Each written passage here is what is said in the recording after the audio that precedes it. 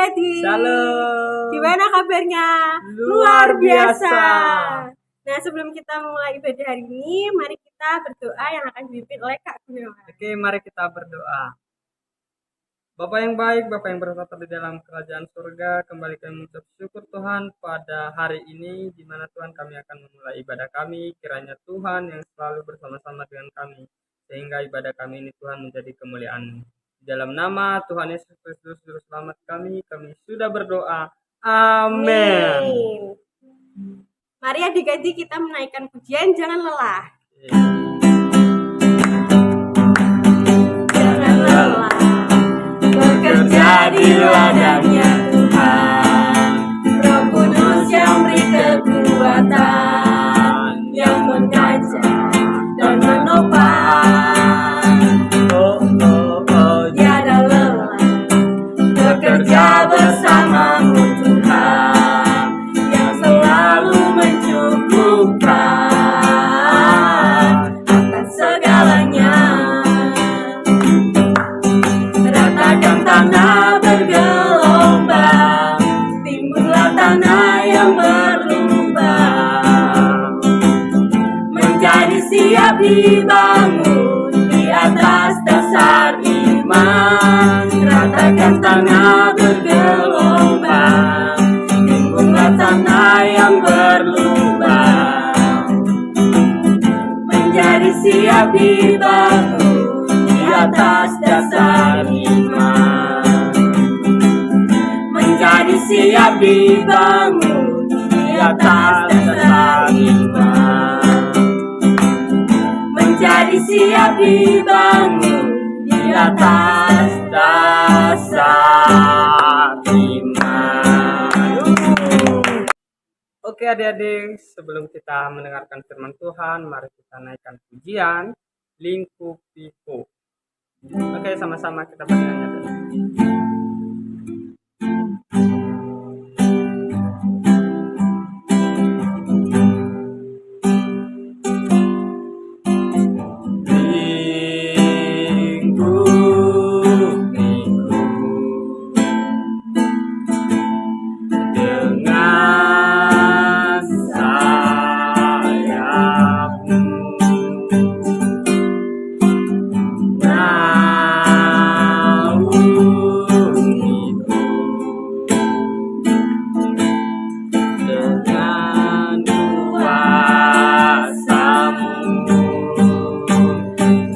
Saat badai bergelora,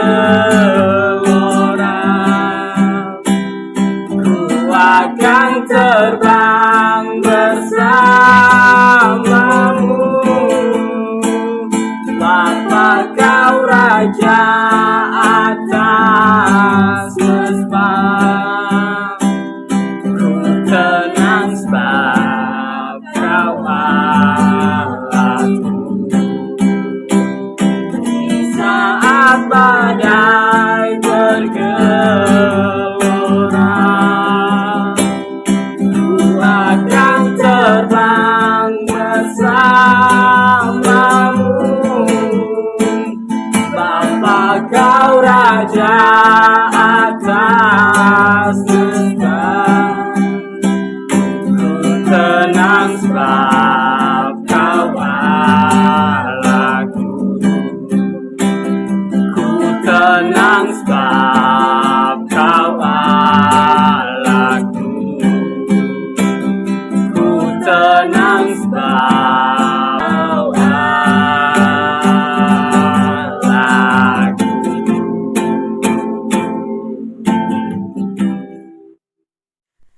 Halo adik-adik semuanya, bagaimana kabarnya adik-adik yang cantik-cantik dan manis-manis di pagi hari ini? Kakak berharap adik-adik semua dalam keadaan sehat, semangat, dan tetap setia. Tentunya sama siapa? Sama Tuhan Yesus. Jangan pernah cemu-cemu berbuat baik, jangan pernah cemu-cemu memuliakan Tuhan, karena Dia Tuhan kita, Yesus yang baik senantiasa. Haleluya. Tuhan yang cantik-cantik dan manis-manis dan ganteng-ganteng, yang suka menabur dan suka juga menabung buat apa? Buat masa depan. Dan juga suka memuji nama Tuhan. Karena kali ini akan membahas tema tentang Allah penyayang dan pengasih. Allah penyayang dan pengasih. Tema kita apa adik-adik?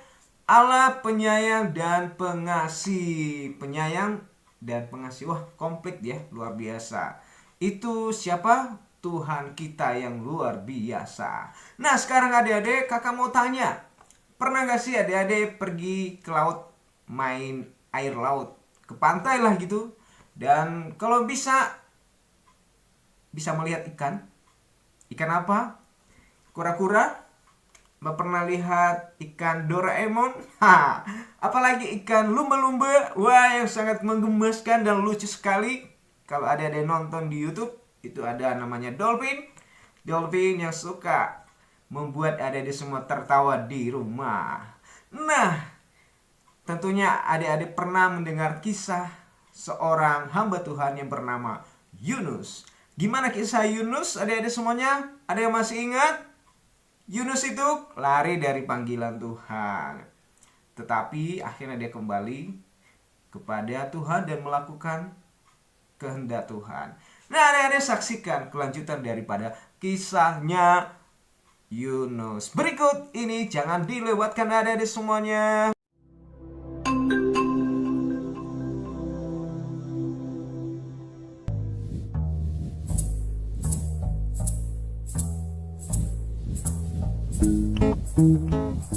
Allah memiliki pekerjaan untuk Yunus, tetapi Yunus sebaliknya tidak menginginkannya.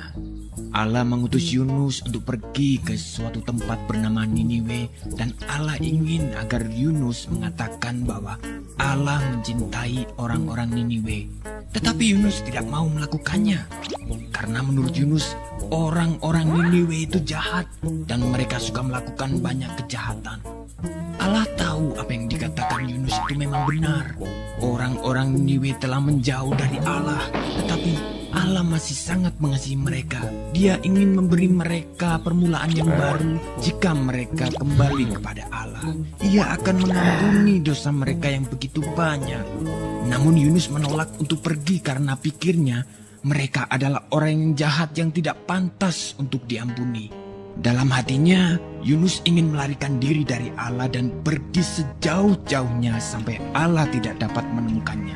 Dengan demikian, ia tidak perlu melakukan apa yang diperintahkan Allah. Itu yang direncanakannya. Tapi tentu saja itu bukan rencana yang baik. Sebab merupakan rencana yang konyol karena dia bisa melarikan diri dari Allah. Tetapi Allah akan selalu dapat mencari dan menemukannya. Meskipun demikian, Yunus tetap melaksanakan rencananya yang tidak baik.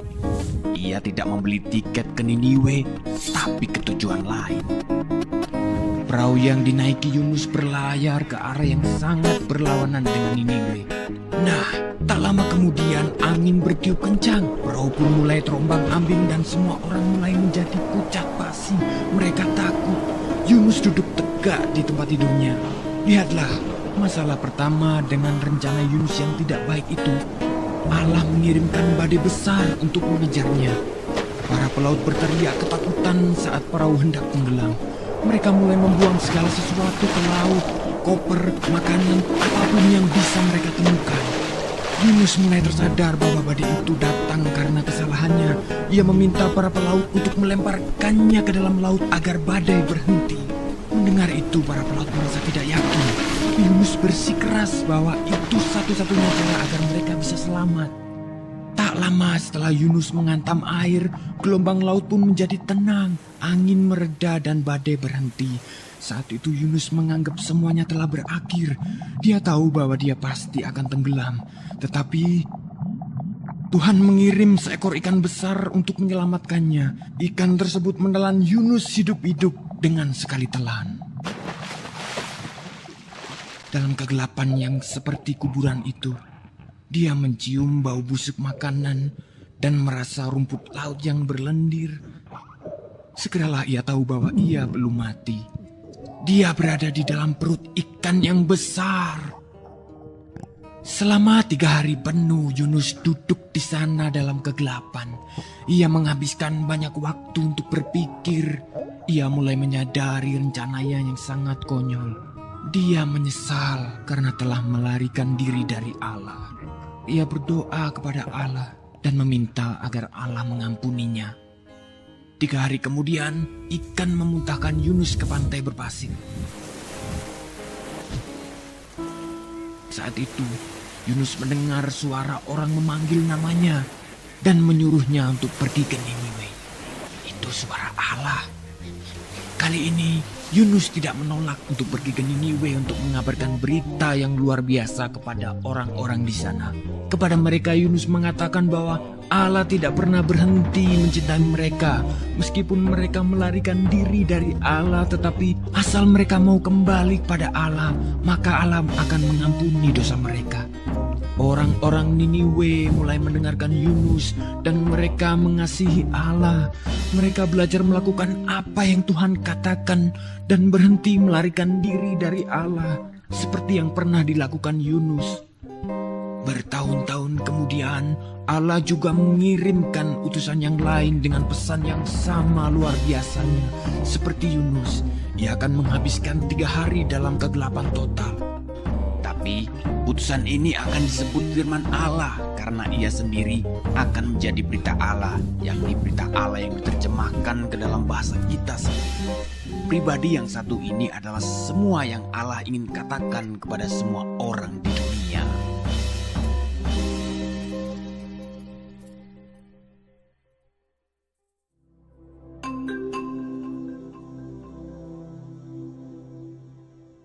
Nah, adik-adik yang dikasihi Tuhan, sudah mendengarkan tadi kan kisahnya Yunus. Bagaimana kisahnya adik-adik semuanya? Tuhan itu marah kepada Yunus ketika Yunus itu lari dari panggilan Tuhan. Untuk apa? Untuk memperingatkan orang-orang Niniwe. Orang-orang Niniwe itu orang berdosa, adik-adik. Tapi ketika Yunus kembali kepada Tuhan, dia di dalam perut ikan dimuntahkan ke darat. Ya, adik-adik semuanya, pertama yang kita boleh petik dari kisah Yunus ini adalah yang pertama, Tuhan itu panjang sabar dan setianya bagi kita, adik-adik semuanya. Tuhan itu penyayang. Tuhan itu pengasih. Dia mengasihi siapapun, termasuk adik-adik, orang tua, kita semua ini Tuhan itu sayang. Tuhan sayang. Tuhan mengasihi kita semua. Makanya kalau misalnya kita itu berbuat salah, ditegur kesalahannya, kita harus dengar, adik-adik. Kadang Tuhan pakai orang lain itu menegur kita. Kalau kita salah, kita jangan melawan. Aku tidak mau ditegur, aku tidak mau ditegur. Aku tidak salah, aku tidak salah. Padahal banyak kesalahannya. Iya kan adik-adik, ayo siapa yang sering kalau salah tidak mau ditegur di rumah? Tentunya kalau adik-adik bersalah, ternyata itu salah. Tidak mau ditegur itu sebuah kesalahan, adik-adik. Jadi adik-adik saat ini ketika mendengar cerita Yunus, Tuhan marah loh kalau tidak mau ditegur. Nah, yang kedua adalah sebagai anak Tuhan, kita mau mendengar. Mendengarkan apa? Mendengarkan firman Tuhan. Apalagi mau mendengarkan teguran. Kalau kita disuruh jangan buat ini, jangan buat itu, kita harus dengar. Supaya apa? Supaya kita lebih baik, disayang Tuhan dan dicinta Tuhan. Kalau misalkan tadi Yunus pergi ke Niniwe, orang Niniwe itu mendengarkan nasihat daripada Yunus dan mereka semua bertobat, adik-adik. Dan Tuhan menyelamatkan orang Niniwe sehingga mereka semua tidak jadi dihukum, Yang dihukum tadi siapa? Yunus. Karena apa, adik-adik semuanya? Karena dia tidak mendengarkan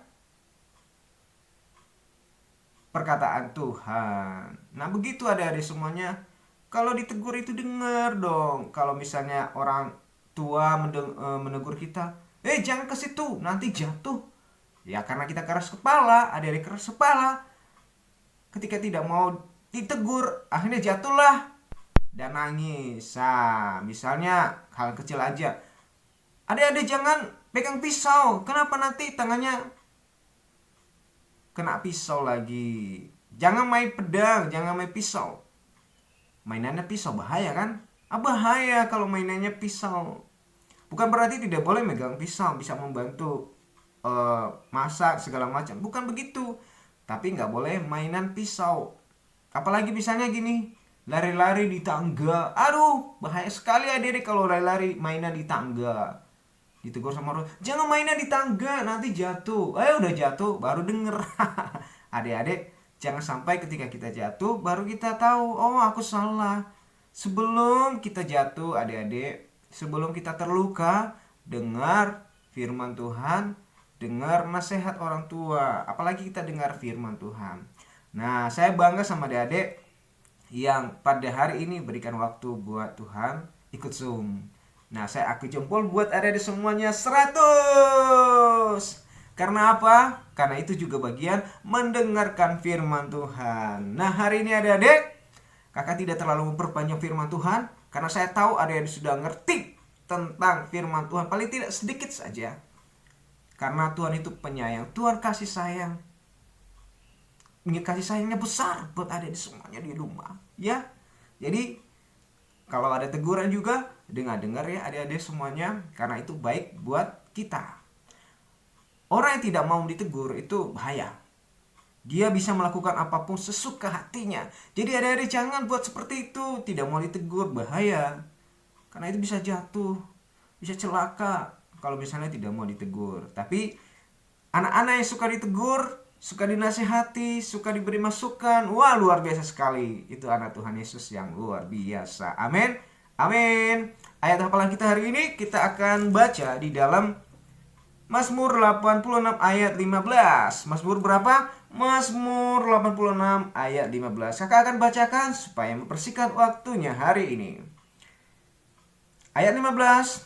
Tetapi Engkau, ya Tuhan, Allah penyayang dan pengasih, panjang sabar dan berlimpah kasih dan setia. Saya baca ulang lagi. Ayat 15. Tetapi Engkau, ya Tuhan, Allah penyayang dan pengasih, panjang sabar dan berlimpah kasih setia. Amin. Saya berharap adik-adik tetap setia sama Tuhan Yesus. Mari kita berdoa. Terima kasih Bapa di surga atas firman bagi kami hari ini. Mengajari kami agar kami bisa membalas kebaikan Tuhan dengan setia kepada Tuhan. Bahwa Engkau mengasihi kami, Engkau menyayangi kami sebagai anak-anak-Mu. Dan kami mau mendengarkan firman-Mu Tuhan, dan mau tetap memuliakan nama Tuhan. Selagi masih kami diberikan kesempatan untuk ditegur, kami mau dengarkan teguran dan juga mendengar firman-Mu. Terima kasih, berkati kami semua dalam nama Yesus. Haleluya. Sama-sama katakan amin.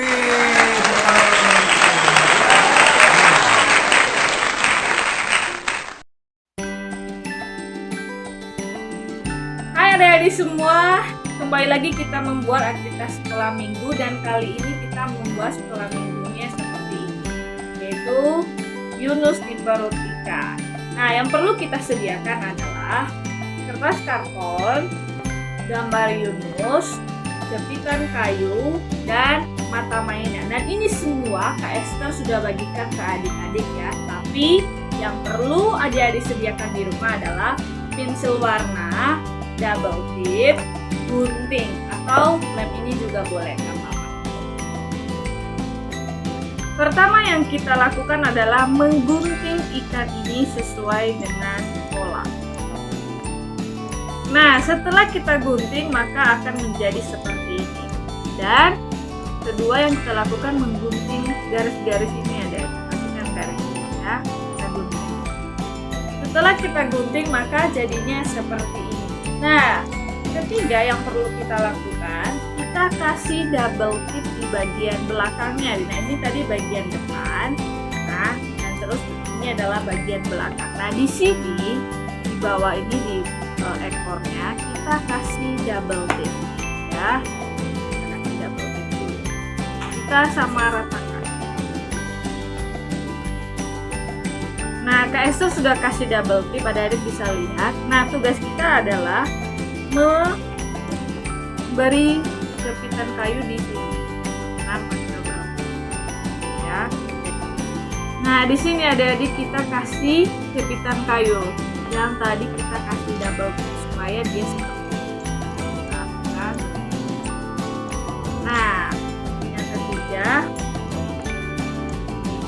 Nah, yang ketiga kita menggunting Yunus atau gambar Yunus sesuai dengan pola. Dan jangan lupa untuk mewarnainya ya, adik-adik. Yang ini saya sudah warnai. Nah, gambar Yunus yang kita sudah gunting adik-adik kita kasih di belakang sini. Nah, di bagian bawah. Pertama-tama kalian tekuk ini dulu.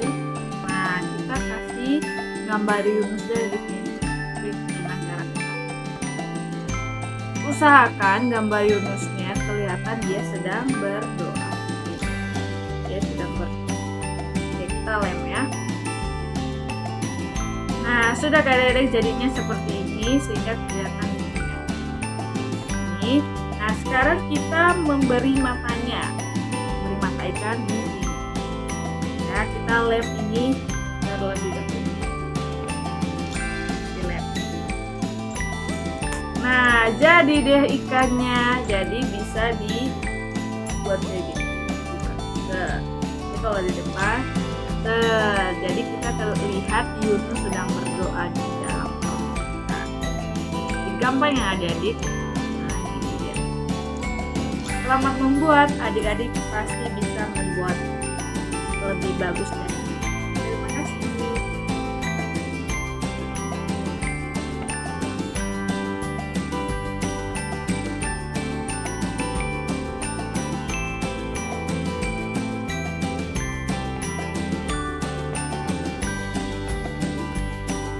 Tuliskan jawaban di kolom komentar atau kirim ke WA ya. Setiap jawaban yang benar akan mendapatkan reward. Nanti bisa ditukar hadiah loh. Jadi jangan lupa untuk tuliskan di komentar ya. Terima kasih.